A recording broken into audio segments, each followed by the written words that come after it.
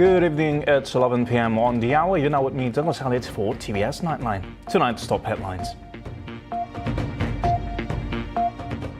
Panic and fears in Limbang as residents felt tremors from the aftershock of the 7.1 magnitude earthquake that struck the southern Philippines. Smart farming will be developed in KUALA, BARAM, covering an area of 326 hectares.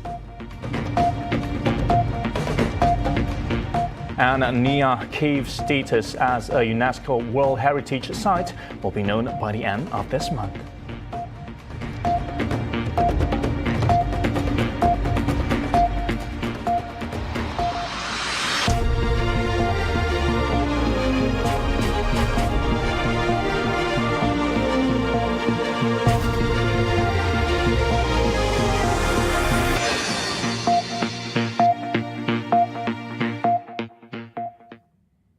A magnitude 7.1 earthquake struck Sultan Kudarat province in the southern Philippines on Thursday morning. The Philippine Institute of Volcanology and Seismology reported that a quake occurred around 10:13 a.m. local time at a depth of 722 kilometers. The institute initially reported the earthquake as magnitude 6.5, but has since revised it to 7.1. No tsunami warning was issued following the latest seismic activity. However, tremors were felt in neighboring Sabah, Labuan, and as far as Sarawak. In Sabah, several areas including Kota Kinabalu, Tawau and Labuan experienced tremors that lasted between 10 seconds to a minute, forcing office workers to evacuate their office buildings. The tremors were also felt in Limbang, where hundreds of government employees rushed out of the Limbang Plaza building following the shock, prompting the Fire and Rescue Department Bomba to close all government premises in Limbang Plaza for inspection. Kejadian kegaran bangunan Limbang Plaza pada hari 11 Julai 2024 bila kawalan Balai Bomba dan Penyelamat Limbang telah menerima panggilan daripada Madam Chiu pada jam 10.41 pagi di mana mengatakan gegaran telah berlaku pada bangunan Limbang Plaza pada tingkat 6 hingga 8 dan gegaran tersebut sangat kuat sehingga semua penghuni atau kaki tangan pejabat kerajaan telah keluar dan berkumpul di tempat kecemasan di luar bangunan. Despite these significant tremors, Met Malaysia confirmed that the earthquake did not pose a tsunami threat to Malaysia. Tremors were also reported in Bandar Seri Begawan in Brunei.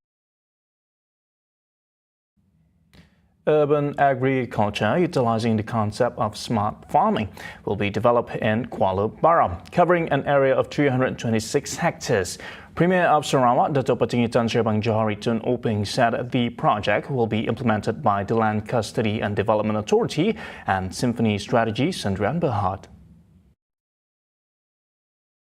This is the first time that we are building smart settlement housing with the provision of residential area as well as commercial area.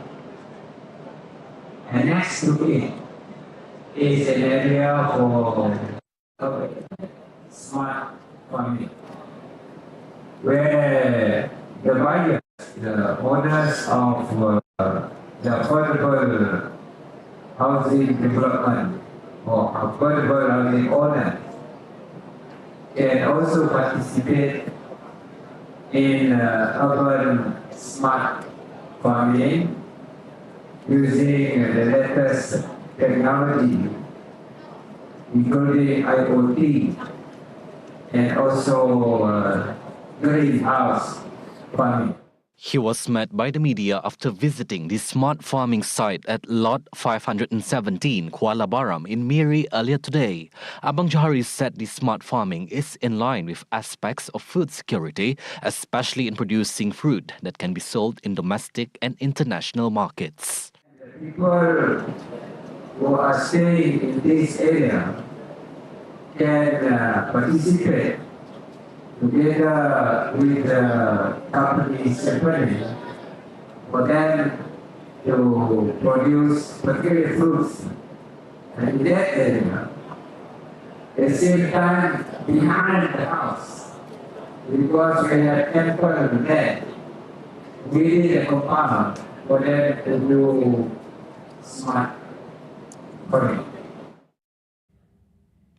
The Sarawak government will always recognize the contributions and support of the Chinese community in Sarawak's development. In regard to this, Premier of Sarawak, Dato' Patinggi Tan Sri Abang Johari Tun Openg, called upon the Chinese community to pledge their undivided support to Deputy Premier of Sarawak, Dato' Amar Dr. Sim Kui Hian. Abang Johari described Dr. Sim as one of the most hardworking Chinese leaders, advocating for the development and welfare of the Tionghoa community in Sarawak, especially in the field of education. Tapi dia kerja kuat. Untunglah SUPP ada ini. Presiden kerja kuat. Tapi dia mesti mau ditolong. Masyarakat Cina mesti tolong dia. Kerana kita kerjasama. Kalau Cina tidak ada wakil dalam kerajaan, you also lose. Tapi kita dalam Sarawak ini, kita sudah ada budaya. Dari dulu lagi. Dari my predecessor, Tun Taib, before me, sudah ada this budaya. Kita hormat, menghormati. He said this while officiating the launch of SJKC Chia Nan earlier today. Also present were Deputy Sarawak Premier Dato' Amar Dr. Sim Kui Hian, Deputy Minister of Women, Childhood and Community Development Sarawak, Dato' Rosie Yunus, Deputy Minister of Youth, Sports and Entrepreneur Development Sarawak, Dato' Dr. Ripin Lamat, Sarawak State Secretary Dato' Amar Muhammad Abu Bakar Mazuki, and Miri City Mayor Adam Yi Siu Sang. Now, in the same event, the Sarawak government said it intends to assist in the construction of an additional building for SJKC Chia Nan in Taman Tunku for the convenience of its teachers and students. Sarawak Premier Dato' Patinggi Tan Sri Abang Johari Tun Openg said that the Deputy Minister of Youth, Sports and Entrepreneur Development Sarawak, Dato' Dr. Ripin Lamat, will be tasked with realising this goal, particularly in providing the necessary assistance.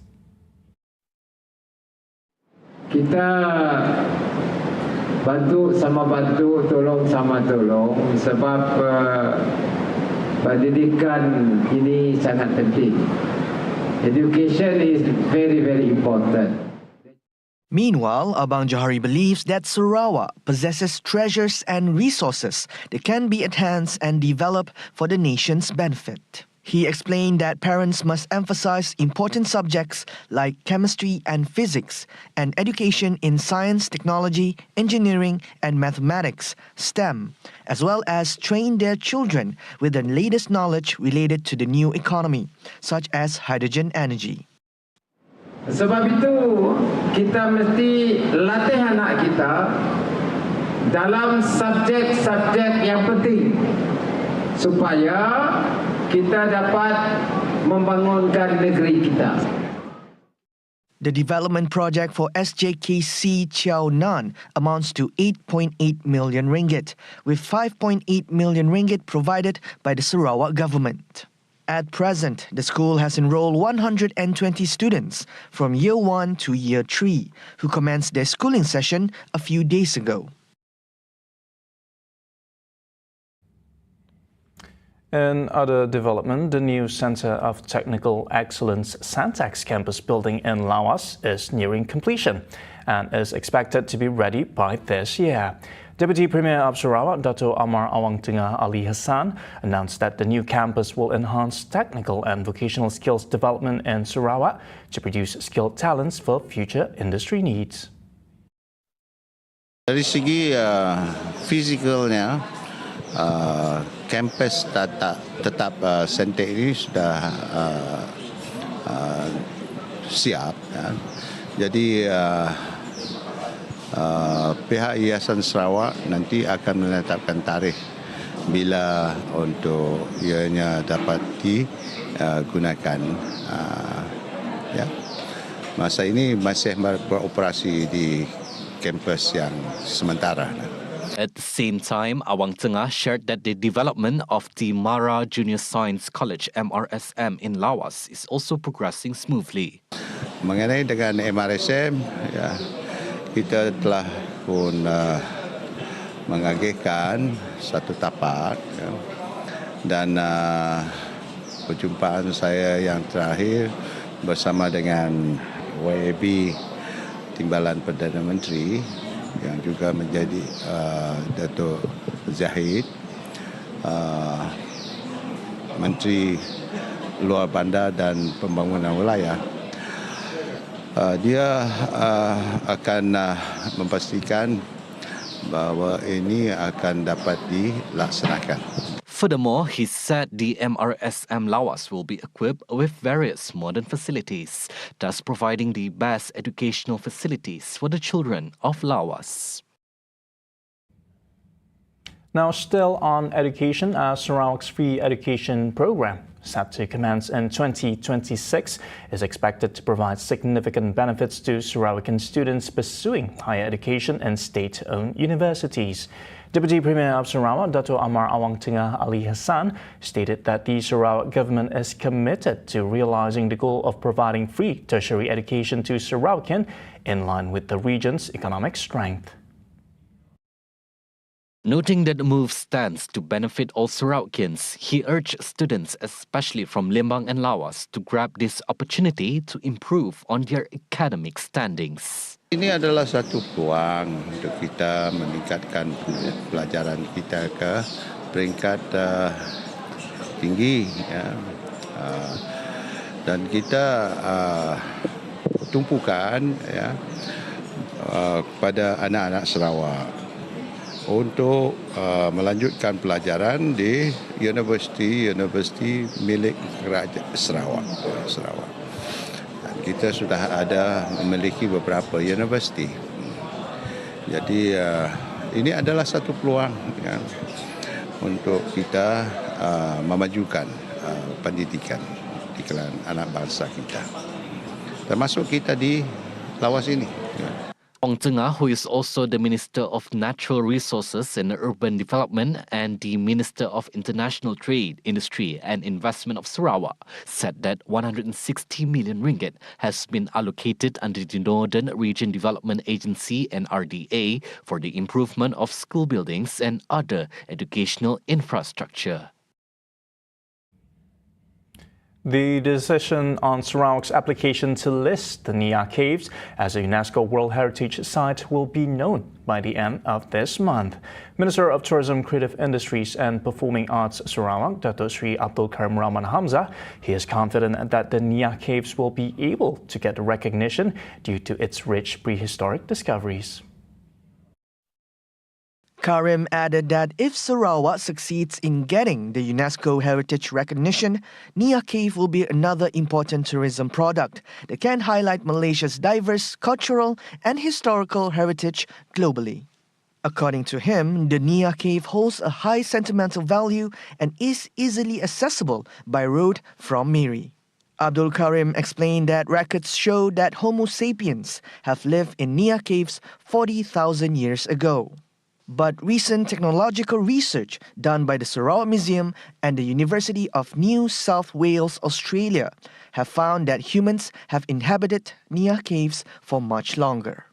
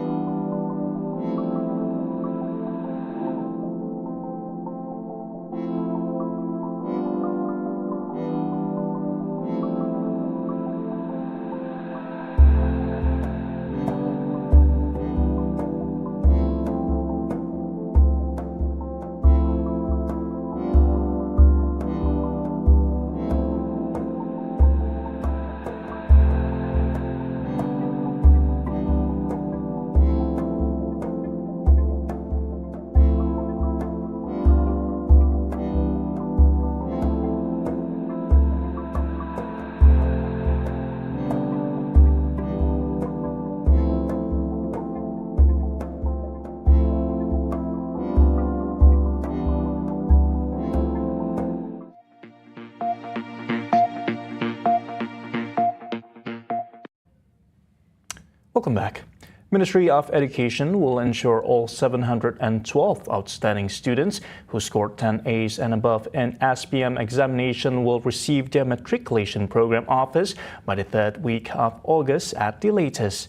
Education Minister Fadlina Siddiq stated that the process will be done in stages. She explained that the offer will only be done by the third week of August was due to the UPU offers for university admission will be released on August 6. Thus, the ministry will provide students with the option to choose between UPU or matriculation programs. Fadlina also noted that in the first intake, 3,684 outstanding students receive offers, comprising 2,496 Bumiputra and 1,188 non-Bumiputra. For the second intake, which opens for registration today and tomorrow, 400 outstanding students were offered places, with 33 Bumiputra and 367 non-Bumiputra. Earlier, Prime Minister Datuk Seri Anwar Ibrahim announced on June 30th the assurance of matriculation program admission for outstanding SPM students achieving 10 A's and above, irrespective of race or background. A man has been remanded for 6 days starting today. This is in the investigation related to the case of 2 young children who consumed snacks laced with rat poison in an incident at Kampung Padang Ubi, Labu Besar in Kulim last Sunday. The remand order was issued by Kulim Sessions Court Judge Mirza Muhammad for investigation under Section 31(1)(a) of Act 611 concerning child neglect and Section 284 of the Penal Code. Earlier, the suspect arrived at Kulim Court Complex at around 8 a.m. under police escort. It is understood that the 33-year-old self-employed man was arrested in Lubuk Buntar, Sedang, Bandar Baharu yesterday. Additionally, police have taken statements from 5 individuals to assist in the investigation. Media previously reported that 2 children, Muhammad Akil Shauki Nur Sufyan, 3 years old, and his brother Muhammad Luth Shauki, 2 years old, were in critical condition after consuming snacks suspected to contain poison in an orchard area of Kampung Padang Ubi, Labu Besar last Sunday. The 2 children were believed to have taken the snack packets hung on the iron wire fence of the orchard by the owner to trap monkeys. The incident was noticed by the children's mother at 11 a.m. after she saw both of them vomiting. The victims were then taken to Malau Health Clinic before being sent to Kulim Hospital and subsequently to Penang Hospital, HPP. However, Muhammad Akil Shauki passed away at 8:40 a.m. yesterday, while his brother is still being treated at HPP and is reported to be unconscious. Meanwhile, the Ministry of Women, Family and Community Development will leave the case of the 2 young children allegedly consuming rat poison-laced crackers in Kedah to the police to investigate it. Its Minister, Dr. Sri Nancy Shukri, stated that the ministry has provided the family support and counselling services to the family of the victims. Nancy added that she is also deeply saddened by the death of one of the children and pray for the recovery of the surviving sibling. Muhammad Akil Shauki Nur Sufyan, aged 3, passed away at 8:30 a.m. yesterday while receiving treatment at the Pediatric Intensive Care Unit at Penang Hospital. However, his brother, Muhammad Lut Shauki, aged 2, remains hospitalized in the same unit. Earlier reports indicated that the brothers fell critically ill after consuming crackers suspected to be tainted with rat poison last Sunday. Their mother discovered them vomiting and foaming at the mouth around 11 a.m. It's believed that the boys had taken a packet of crackers hung on a wire fence near the house intended to trap monkeys.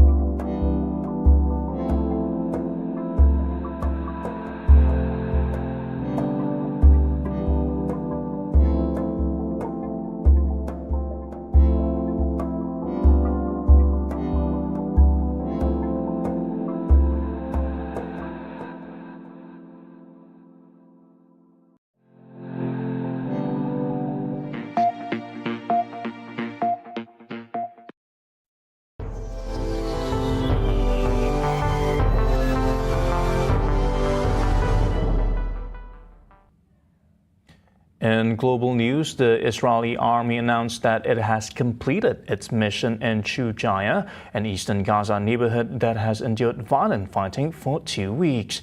The military statement said it destroyed 8 tunnels and eliminated dozens of terrorists in addition to flattening schools or buildings they claim were combat compounds and booby trap, marking it as a sweeping success. Israel has intensified its air and ground attacks in Gaza City and southern Gaza following the issuance of evacuation orders for tens of thousands of people in the conflict-ridden Palestinian territory. Regarding the UN building, the Israeli military said an overnight attack in Gaza City targeted Hamas and Islamic Jihad operatives allegedly working from within the headquarters of the UN Agency for Palestinians, or UNRWA. According to Israeli forces, they discovered a Hamas tunnel underneath the headquarters in February, although the UN agency has not controlled the building since October. UNRWA has not commented on the recent attack, but has stated it has no way to verify Israeli claims that its facilities are being used by Hamas and its allies. In related news, a medical source said that 4 people were killed and 1 critically wounded in the bombing of a house in the central town of Nuseirat. Another medical source reported that 2 people were killed and 6 injured in a separate strike on a home in Bani Suhaila near Khan Yunis. Previously, Tuesday's deadly strike near the Al-Auda school in Abasan, close to Khan Yunis, prompted new condemnation from Hamas over Israeli military tactics. The Hamas government said the majority of the casualties were women and children. Israel responded that it was looking into the reports that civilians were harmed adjacent to the Al-Auda school, which it acknowledged was near the location of the strike. Israel added that the incident is under review, although skepticism remains about whether any substantial action will be taken, with expectations that Israel may shift the blame to another party.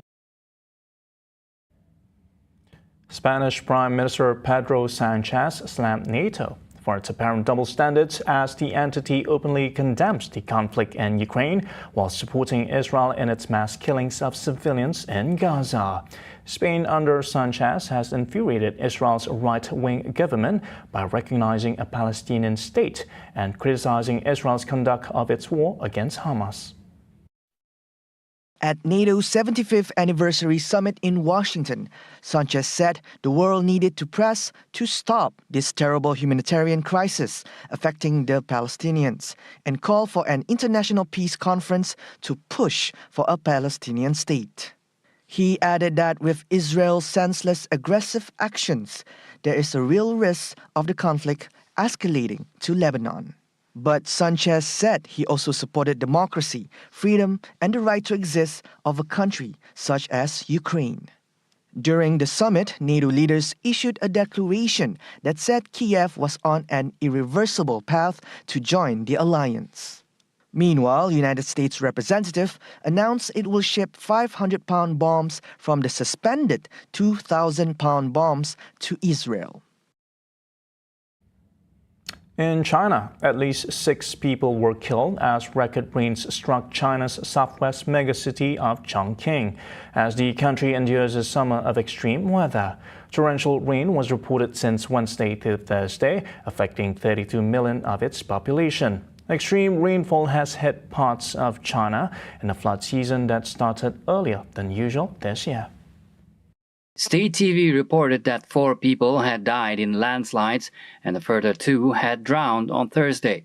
Xinhua said one of the people had perished after a house collapsed and at least 3 had been caught in a landslide. Over 7,000 people have been affected by rainstorms and 170 have been told to evacuate. It added that up to 254.6 millimeters of rain had been measured in parts of Dianjiang, the highest daily maximum since records began. China is enduring a summer of extreme weather, with heavy rains across the east and south and the north experiencing successive heat waves. China's Weather Bureau said last week the country faced more frequent and unpredictable heavy rain as a result of climate change, and government has allocated 4.17 billion yuan or 2.69 billion ringgit so far this year to disaster relief. Still in China, a man was caught smuggling over 100 live snakes in his pants. China's customs authorities said the man tried to smuggle 104 of the reptiles stuffed into 6 canvas bags inside the pocket of his pants. CCTV footage showed the alleged smuggler arriving from Hong Kong, walking through a passage for travelers with nothing to declare at Fujian Port in Shenzhen when he was stopped by customs officers. Upon inspection, they discovered live snakes of different sizes, shapes, and colors. 5 different snake species were identified, of which 3 were foreign to China. Legal action are taken against the man for violating animal import and biosafety laws.